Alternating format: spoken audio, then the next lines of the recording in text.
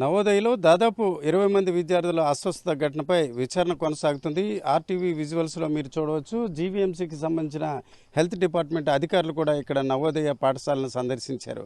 వారి సందర్శనలో భాగంగా పరిసరాలు ఏ రకంగా పరిశుభ్రంగా ఉన్నాయి, అలాగే డైనింగ్ హాల్ ఏ రకంగా ఉంది అన్న విషయంపై కూడా గమనించడం జరిగింది. అయితే తొలి దశలో చూసుకుంటే ఫుడ్కి సంబంధించిన అంశం వల్లనే వీరంతా కూడా ఒక హెడేక్ అలాగే అస్వస్థతకు గురైనట్టు తెలుస్తుంది. 20 మంది విద్యార్థులు తలనొప్పి అలాగే కొంతమంది ఇరిటేషన్కి గురయ్యారు, అలాగే వాంతులు కూడా అవడం జరిగింది.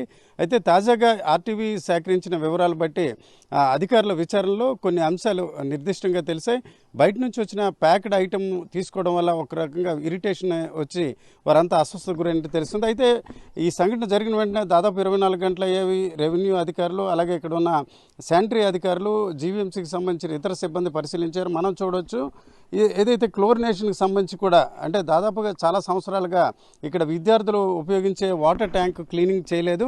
అయితే ఇటీవల కాలంగా దానికి సంబంధించి ఫిర్యాదు చేయడంతో జీవీఎంసీ అధికారులు ఆ ట్యాంక్ని క్లీన్ చేశారు. అయితే ట్యాంక్ క్లీన్ చేసినప్పుడు క్లోరినేషన్ జరుగుతుంది. అయితే క్లోరినేషన్ కొన్ని సందర్భాల్లో ఒక మోతాదుకి మించి వాడినట్లయితే ఆ క్లోరినేషన్ ప్రభావం కూడా కొంతవరకు ఉంటుంది. ఇక్కడ మనం చూడొచ్చు. ఇక్కడ కూడా వైట్ పౌడర్ ఏదైతే పారిశుద్ధ్యానికి సంబంధించి కొంత నియంత్రణలో భాగంగా వాటిని ఉపయోగించారు. అయితే సహజంగా వీటిని వాడవచ్చు, కానీ మోతాదుకి మించి వాడినట్లయితే అది కూడా కొంత ఇరిటేషన్కి గురి చేసే అవకాశం ఉంటుంది. ఇవన్నీ కూడా ప్రాథమిక అంశాలుగా బయటపడ్డాయి.